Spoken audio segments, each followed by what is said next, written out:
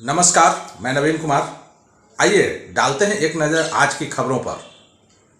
बिहार के मुख्यमंत्री नीतीश कुमार अपनी प्रगति यात्रा के तहत जमुई जिले का दौरा किया, जहां उन्होंने करीब 890 करोड़ रुपए की लागत से 16 महत्वपूर्ण योजनाओं का शिलान्यास और 58 परियोजनाओं का उद्घाटन किया।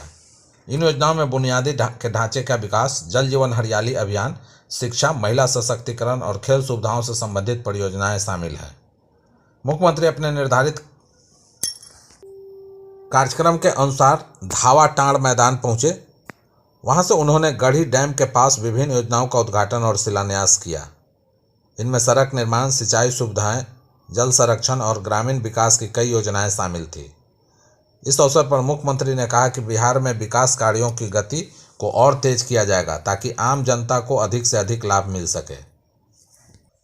साथ ही मुख्यमंत्री ने कहा कि आप जानते हैं कि हम लोगों ने जमुई जिले में विकास का काफ़ी काम कराया है, फिर भी जो कुछ छूट गया है या कमी रह गई है उसे पूरा किया जाएगा।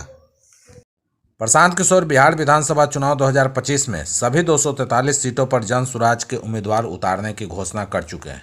प्रशांत किशोर पिछले 2 से ज़्यादा वर्षों से बिहार के सभी जिलों में पैदल चल रहे हैं, जनसभा कर रहे हैं। ऐसे में विपक्षी दल का सवाल है कि आखिर उन्हें फंडिंग कौन कर रहा है, इतने पैसे कहां से आ रहे हैं। अब इस मामले में जदयू की एंट्री हो गई है। जदयू ने पूरे मामले को लेकर हिला देने वाला दावा किया है। जदयू के प्रवक्ता नीरज कुमार ने आरोप लगाया है कि प्रशांत किशोर की जन सुराज पार्टी को Joy of living global foundation से फंडिंग हो रही है। यह एक प्रकार का चैरिटेबल ट्रस्ट है जिसके जरिए पीके की फंडिंग आ रही है। उन्होंने कहा कि चैरिटेबल फाउंडेशन के नाम पर पॉलिटिक्स चलाना टैक्स अनियमितता के एक बड़े मामले को जन्म देता है। इस तरह के फाउंडेशन के वित्तीय लेन देन में कई सारी गंभीर अनियमितता पाई जाती हैं। बिहार में मौसम अब सामान्य बना रहेगा।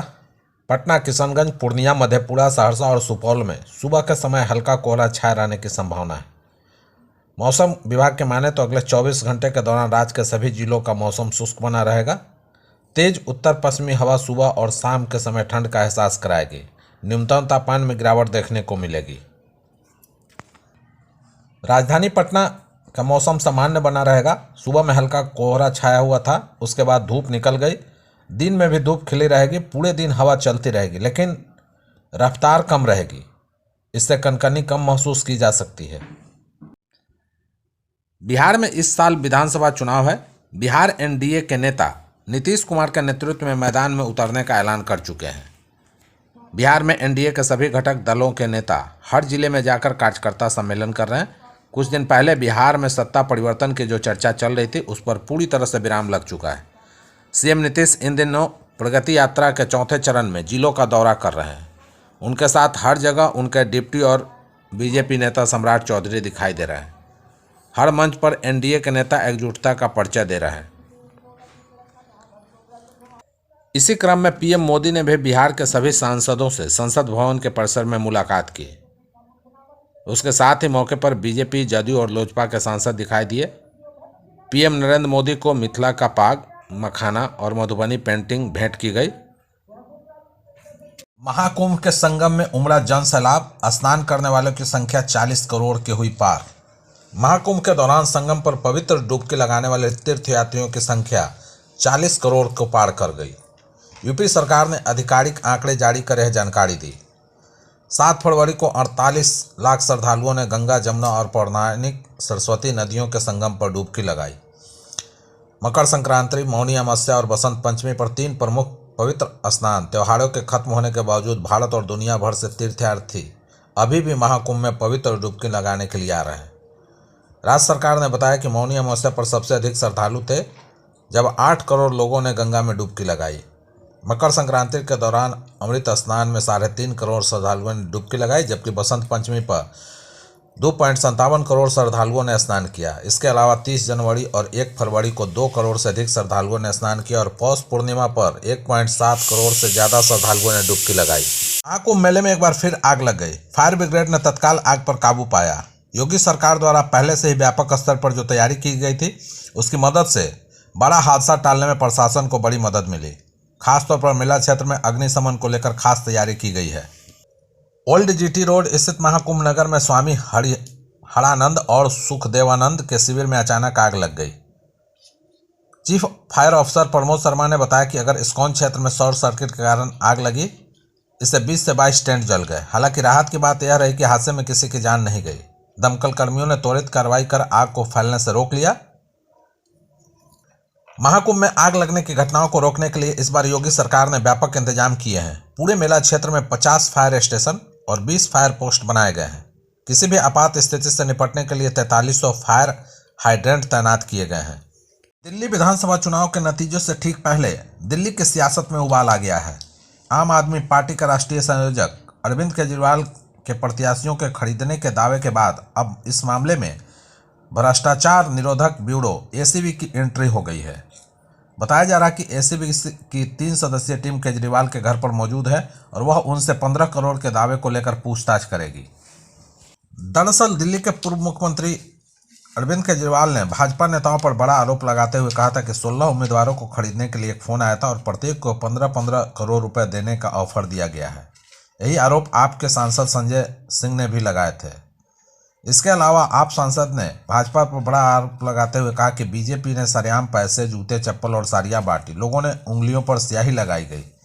मतदान वाले दिन रास्ते रोके गए, जंगपुरा में पैसे बांटे गए, लेकिन इसके बावजूद चुनाव आयोग ने किसी एक छोटे अधिकारी पर भी एक्शन नहीं लिया। हालांकि आपकी लीगल टीम कह रही है कि पुलिस गुंडागर्दी कर रहे हैं। एसीबी के लोग बिना किसी नोटिस और बिना किसी कागज के आए हैं। यहां बैठकर एसीबी नाटक कर रही है। निगरानी ब्यूरो की टीम ने पटना के रूपसपुर थाना के 2 दरोगा को 50,000 रुपये रिश्वत लेते हुए रंगे हाथ पकड़ा है। इनके नाम एसआई फिरदौस आलम और एसआई रंजीत कुमार हैं। दोनों दरोगा शास्त्री नगर स्थित हड्डी अस्पताल के पास शिकायतकर्ता तुषार कुमार पांडे से घूस ले रहे थे, तभी निगरानी की टीम ने उन्हें दबोचा। रूपसपुर के तुषार के खिलाफ राहुल कुमार नामक व्यक्ति ने पैसे के लेन देन से संबंधित शिकायत दर्ज कराई थी। इसी केस में उसका बचाव के लिए दोनों दरोगा घूस ले रहे थे। गिरफ्तार दरोगा में से एक फिरोज आलम 2019 बैच के हैं, जबकि 2020 बैच के प्रशिक्षु एसआई रंजीत कुमार हैं। बताया जाता है कि फिरोज 2 साल और रंजीत करीब 6 माह से रूपसपुर थाना में पदस्थापित थे। साइबर ठगों का सातिर दिमाग, भैंस दिलाने के नाम पर ठगी, पुलिस भी हैरान। एक तरफ सरकार साइबर अपराध से बचने के लिए लोगों को जागरूक कर रही है, तो वहीं दूसरी तरफ साइबर अपराधी भी लोगों को ठगने के नई नई तरकीब ईजाद कर रहे हैं। ताज़ा मामला बांका जिले के नवादा बाजार का है, जहां पर मीरनगर निवासी रुपेश कुमार यादव को भैंस दिलाने के नाम पर 49,500 रुपये की साइबर ठगी का शिकार होना पड़ा है। पीड़ित रुपेश ने साइबर थाना में एक लिखित आवेदन दिया, जिसमें उन्होंने बताया कि उनके मोबाइल नंबर पर कॉल आया था और कॉल करने वाले ने खुद को सरकारी पशु विभाग के अधिकारी बताते हुए भैंस दिलाने की बात कही। इसके बाद ठगों ने उनका आधार कार्ड और फोटो मांगा। उसके बाद रुपेश ने आधार कार्ड और पासपोर्ट साइज फ़ोटो भेज दिया। और उसके बाद ठग ने उनका एक परमिशन कार्ड बनाया और कहा कि पशु शाम में गाड़ी पर लोड कर भेज दिया जाएगा। इसके लिए उन्हें रुपेश से 5,000 रुपये भेजने को कहा। रुपेश ने पैसा भेज दिया। इसके बाद फिर ठगों ने फ़ोन किया और कहा कि रास्ते में दिक्कत आ गई है, इसलिए आपको 12,500 रुपये और भेजने होंगे। रुपेश ने और पैसे भेज दिए। इसके बाद ठग ने उनसे कई बार इसी तरह करके झांसा में लेकर करीब 49,500 रुपये ठग लिए। हालांकि अंत में जब रुपेश ने पैसा नहीं देने का बात कही तो इस पर ठग ने गाली गलौज करते हुए मोबाइल स्विच ऑफ कर लिया। इस मामले में साइबर थाना अध्यक्ष विनोद कुमार ने बताया कि मामले की जांच की जा रही है और जल्द ही इस मामले का पर्दाफाश कर लिया जाएगा।